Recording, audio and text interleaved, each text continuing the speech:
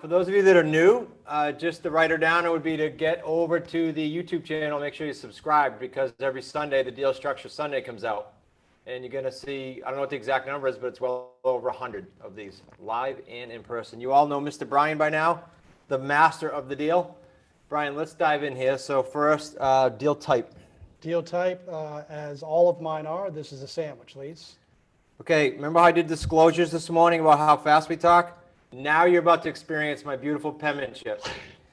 This is going to be a whole new experience for you. All right, can we talk a little bit, just because we have time, can we talk a little bit about how you got this lead, what source, and then time frames in there and all that? Sure, so this was this is one of my favorite deals because this was back in April of this year in the hot market where we can't do deals. So this seller was on the market for about a month and pulled it off the market for a very specific reason. And that was, at the time, the schools were closed and the showings were interrupting the kids' studies, and the sellers did not like that. So that's motivation right there. That's why they took it off the market. The second piece to the motivation was that they had already purchased another house. It was a new build, and they were moving in relatively quickly. So when I heard that, I stopped thinking about the hot market. I mean, there's two major problems I could solve right there.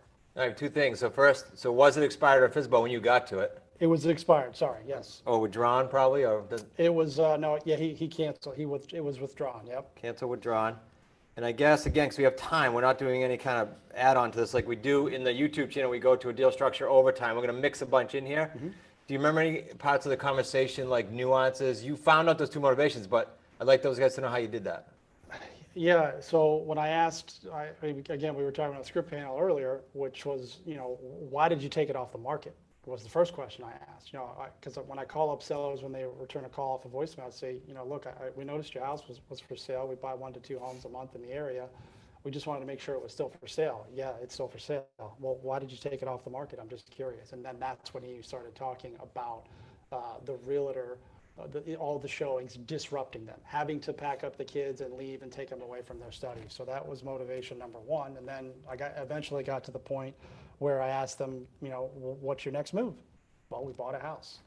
Do Perfect. You need the money? No. So you didn't call and say, let me tell you how we buy and give them a whole seminar on how you buy? No, that didn't come up. It was a matter of covering the second mortgage payment, which we can get into here. Cool. So term you structured, if it was clear at the beginning, or did it change? It was, so I gave them a couple options, which I do on a lot of sellers, but they chose the shorter term for less equity, which is 36 months. Okay.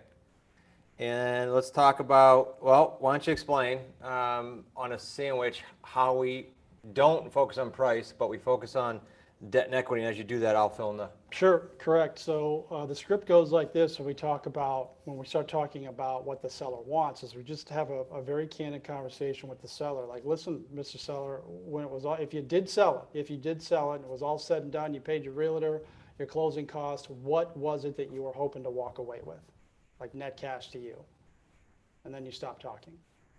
And he, if I recall correctly, he gave me a range of somewhere between $25,000 and $35,000. I structured the 3 offers, the 3 different options based on those figures because they made sense. I could buy the house for that. And he chose the 36-month option, which was $25,000. Okay, so let's go back. Sorry, Brian. Sure. When he was on the market and he pulled it off, what was the price at that time? They were on for about somewhere between $260,000 and $270,000. All right, so let's say, how about we say 267? Would you be good with that? I'm fine with that. All right, 267. Then how much does he owe? He owed $220,658. 220. And you guys, he said to you 25 grand roughly that he wanted out? Yeah, $25,000 was the number that we agreed upon, the equity. 25. Okay, so you got him to almost his price, even though he was going to pay a realtor. I'm sure that was enticing to him, right?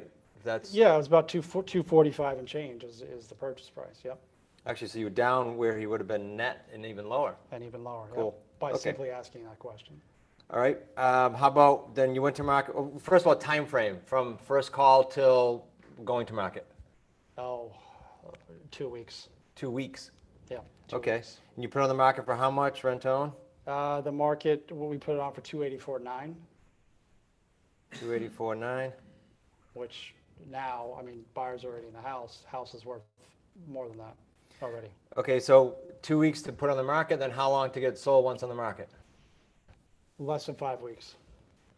So all said and done, 7-ish, let's just say 2 months, right? Yep. Whole process, 2 months. All right, deposit, so we know the seller's motivation, buyer's motivation first. Okay, Before so we talk numbers. yeah, the buyer, this is very common. It's actually very common with a lot of my buyers. And we'll talk about Avatar day tomorrow afternoon. Yep. Single mom, recently divorced, has kids, messy divorce, credit was impacted as a result, which is very common. And she needed a place to live for her kids. She's got stable employment. She's a nurse, works at a hospital for several years. And that was her motivation. She just needs time with the credit piece because of the divorce. And the income part you were comfortable with, obviously in our extensive pre-qual and all that, but you were comfortable with that. Comfortable with the income, again, as a nurse, making good money, and could certainly afford the home. Okay, awesome. So deposit from the buyer, either up front or tell us how you structured it and then Sure. why. So at this time, and again, this is something that Sir Nick back there has helped me with as these deals go farther and farther along, really working the scripts on the buyer side, not trying to force the issue. I used to do that in the beginning, and I just had a number in my head. We got to get everyone to 10%. Like, everyone has to be 10%. So the script is, if you were to tie up a home today, what is it that you have set aside for a down payment? She told me the number. It was 3%. That's all she was comfortable with at the time. So the initial down payment, Chris, to answer your question, was $8,550 plus the first month's rent. All right, so let me just jump in on the first month's rent. So years ago, probably 2015-ish, Nick and I and Zach started adding the first month's rent by simply putting in the sandwich lease contract that the first month's due a month out. Our payment. Right. The first time we're going to start making a payment directly to the bank is 30 days after occupancy. Therefore, we keep that first month. That first month is how much? $2,475. Now, just for everybody's kind of, again, context there, that $2,475 is not going out the door. It's not being credited to deposit later. It's pure cash flow for Brian. One of the many tweaks we made to these paydays, and we continue to do that to make these paydays not just between $45,000 and $250,000, but starting to grow as far as how much these are worth. We just keep tweaking the system a little bit.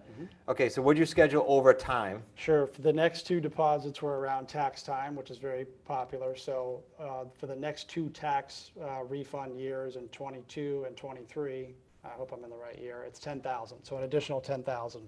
$10,000 each? Or No, total. So $5,000. $5,000 each tax year? Yes. Okay. So what do we have for a total there? $18,550. $550. Okay. Whoops, I ran out of room. That Got doesn't it. that doesn't include the first month, so you'd have to add that in. Got it.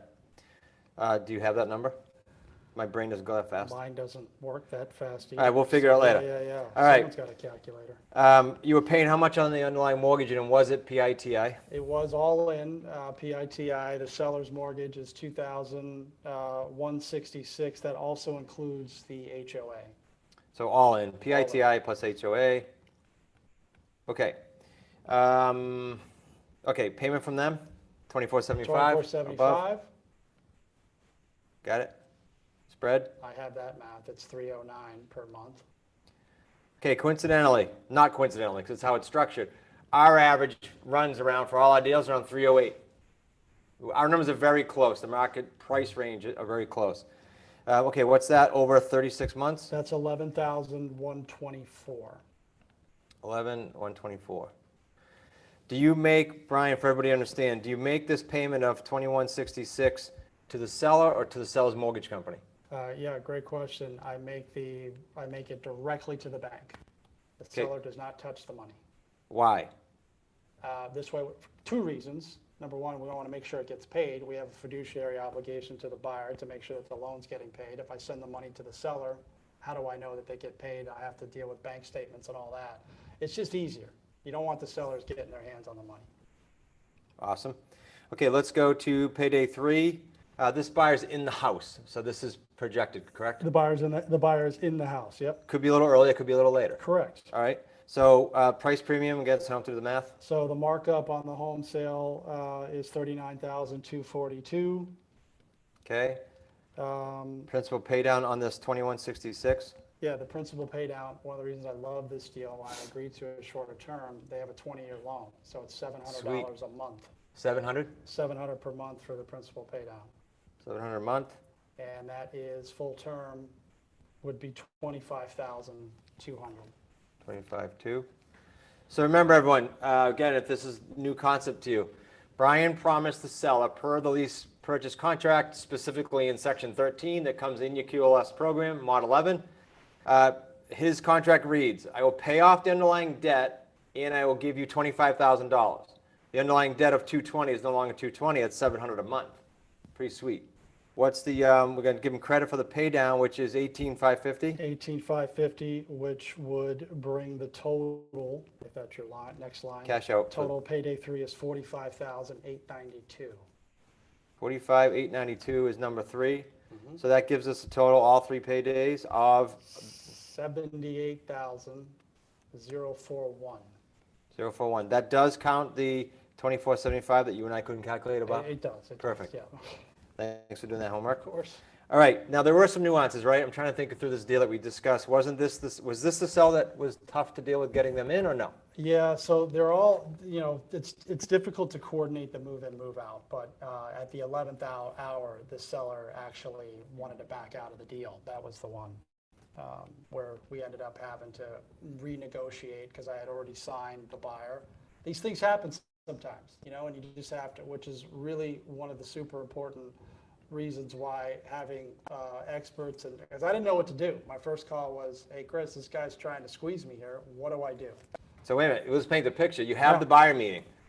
You're super excited, as usual. This is your 10th deal, right? This is deal number 10. She had given her down payment. Like she had signed the lease and given her money, and we set a date to move in. Yeah, then the seller decides to have a tude. Then the seller wants to have a conversation and renegotiate. All right, so let's go just the high points for these guys to understand. And to Ryan's point, 100% normal for these pivots to take place. Sure. So they're moving out no matter what, and because they had this other house that they had built, and they were watching what was happening in the market. Again, we had already agreed on the 25,000. We agreed on the term. We had committed. I signed the buyer. I did exactly what I told them that we were going to do. Because I told the sellers, like, I'm going to sell this house fast. I just know I'm going to find a buyer in this price range. I know what's going to happen quickly. And then they tried to pivot, and it was just really greed. And it was an unpleasant conversation at first. There was a lot of anger and emotion involved. I got through it. A lot of the mental work that we work on, and I finally told the seller, I said, look, it's not just me and you here talking about $5,000. There's a woman who has no place to live and committed and put her money down and has 4 kids, and that ended it right there. We finally settled. I mean, we ended up giving them another $5,000, which, again, we're going to talk wealth stacking tomorrow. Yeah. We're absolutely going to get that back.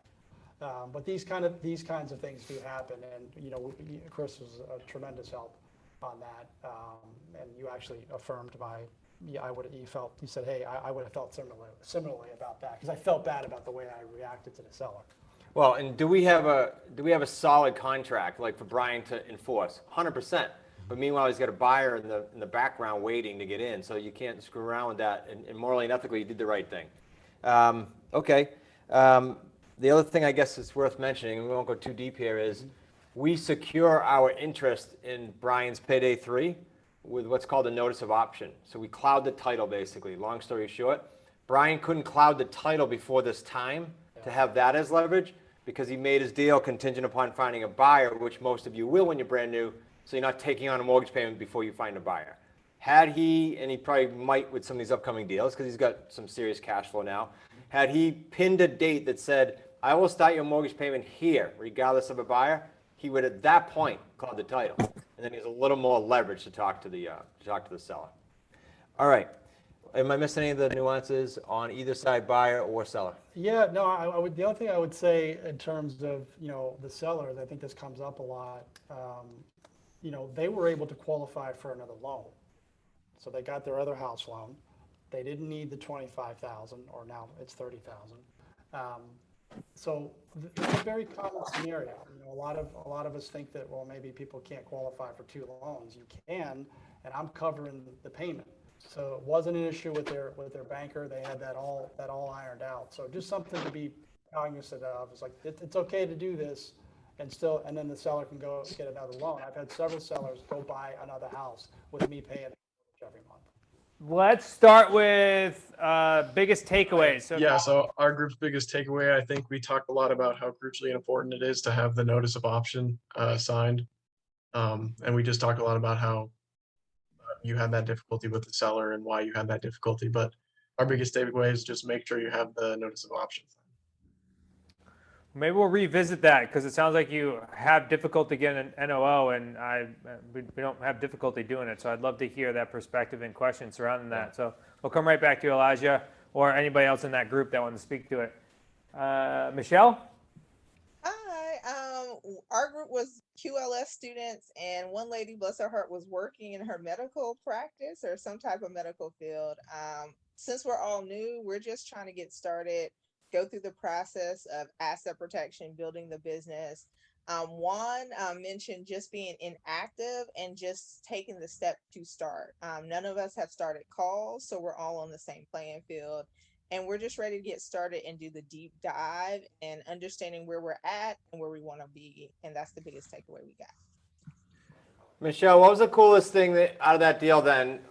Meaning, what struck you the most? Was it the way he helped the buyers and sellers? Was it the financial piece? Anything that was most exciting about that deal for you? So the 3 paydays, because I've been deep diving into the QLS, makes sense. The biggest thing that we took away was on the back end when you had to renegotiate these like problems that come up, or not necessarily problems, but challenges that come up as you try to close the deal, and how to deal with that. As somebody who's new, that's never done that, that would seem somewhat scary. But knowing, again, we brought it back to having that mentorship and having someone who can walk hand in hand through the deal makes a difference. And clearly Brian closed it, so great job.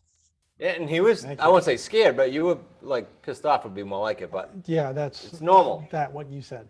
Actually, we both have one. Go ahead, Pete. Okay, so one of the biggest takeaways is, instead of offering the seller the what they want for their house, like 450, get them to what they want to, how much equity they're trying to walk away with. Instead of, you want 450, but get to what they want to walk away with the house. How much money are they wanting out of the sell the house, and get them to understand what commissions and the other costs with closing mean to the bottom line. Love it. Yeah, Pete actually mentioned something in our breakout, the term buyer's remorse. We swapped that out for seller's remorse, because we think if the seller knows what they're leaving on the table, or putting in paying in fees and commissions and whatnot, if we communicate that to them, that makes their openness to working with us that much better. Yeah, when seller's remorse, when they see the HUD statement at the end, they're going to go, I can't believe how much money I left on the table, so that kind of came out too. Can I'll ask Brian this. I don't know, but I don't think it was seller's remorse, but it does happen, you guys. Absolutely happens. But I think it was him knowing that he can negotiate because you had a buyer, right? I'm guessing. I did not flat out ask that. I know. I think that was the situation, and maybe just again, the market was still appreciating, and they figured, well, he's found someone, we can try to get more. And I can tell you, somebody mentioned notice of option. I was at that guy's house the next week having the NOL signed, so it worked out. But it was a major challenge at the time, but we got through it. And that's sometimes what you have to do. Just have that attitude, like, okay, this is how it is right now. We'll get through it. We call that amnesia. At the end of the day, when the seller forgets that you solved their challenge, but now they see the HUD and they realize that you're actually making money, But the only way that you can help people is if you have a profitable real estate business, and that allows you to help out everyone. So get the NOO signed. It's probably saved us over $1 million now in our real estate business. Annalisa, how are you? Nope, you're still muted. I'm There you doing go. great, of course. Doing great. I wanted to bring up one in our discussion, in our group, everyone agreed that everyone felt like Brian had come up with the best solution because it helped the sellers.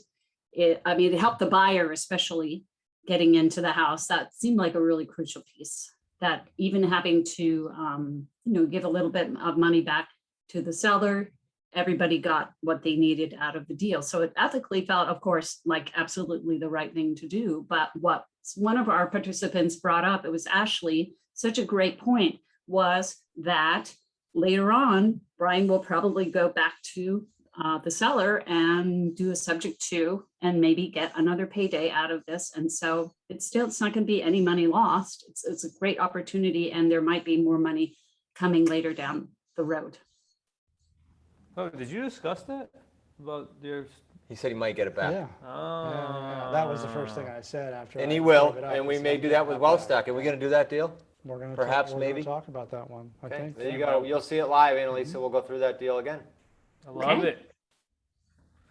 Yep, one day we'll make twice as much off of it. Who is that? Dominic? Yes, sir. All right, we can't see you, so I wasn't sure. Well, hold on one second. I had something going on in the background. There he Yeah. is. Okay. Now we're talking. Hey, Dominic. Hey, What was your good biggest afternoon. takeaway? Well, I think that Brian saw that he was in a situation, and that he may have came to the conclusion to ask the seller, what is it that you need to close this deal? I don't know if he asked that, but I think it's all on the seller anyway. I understand that there's more than, just him and the buyer, his buyer in the situation. But the main thing is you have to satisfy this seller, because if you take the seller out of the equation, you have nothing. That would have been my question as well. What do we need to do to make this happen? Did you talk about the details of the exact, like anything else we didn't say? You To record it. I do not. No, you bring up a good point, Dominic, because as I had mentioned already, that phone call was very unpleasant. And because I had felt like I had done my part. And again, I kept thinking about the buyer, like the buyer's already funded and committed. So the seller, I can tell you the seller wanted a lot more than what they ended up getting. And, and they wanted to also take the night to think about it. And I said to myself, if they get off the phone, they're going to walk away. Like, this is not going to work out. So I just then I collected myself, kept them on the phone. I said, no, we need to settle this tonight. We've got a woman and her kids that we need to worry about. It's not just me, it's you. You need to be concerned about that. And that's when we kind of met in the middle in terms of what they wanted, and signed an addendum, and it worked out. But again, it was a good 30 to 45 minutes where I thought that it wasn't going to go our way. Great point. In Mez's comments, not everybody has integrity, but everybody in our community does, because that's one of our core values. Complete all transactions with the highest integrity, and that integrity may have cost Brian $5,000, but made everyone successful in the transaction. Judy, how are you? Yes, sir. Good afternoon. One of a situation where the buyer is going to be doing a lease option at, let's say, $350. I was able to get it from the seller at, let's say, $320. And the seller owes $290. But the end buyer wants to put a down payment that exceeds the equity of where he would be and money going to the seller. What do you do with something like that? Because Great now, question. now you're going below the equity position of what the seller gets out of it, but the buyer's putting all that money down. Is that, It's a couple different routes. And are you saying specifically for a lease purchase where you don't hold title, or are you asking for, because that would determine how I would handle it. Let's go. I would say strictly a lease option. Yeah, lease I was gonna say, let's purchase. stay focused. Let's all give this different ways of doing this, right? Yeah. So, okay, a couple comments from me. This would depend upon you doing I think you doing a gut check with your money management skills before I tell you what I'm going to tell you. Meaning, not you, everybody. If you're very good with money and you have accounts set up, what I would do is this: I would calculate the overage. So at the very beginning of your term, I'd calculate the overage. Let's say they paid 20 grand more than your spread at the beginning of a deal.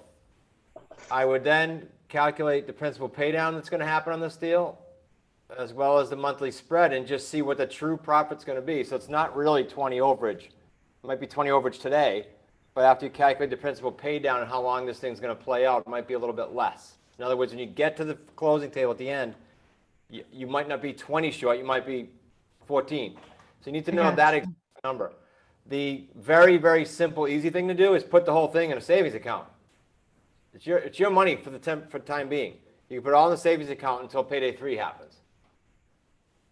I'll tell you what I'd do, and then we can jump to Link. I would convert this immediately to like a sub 2, because now you have a lot of money in hand. Link, you're going to say that?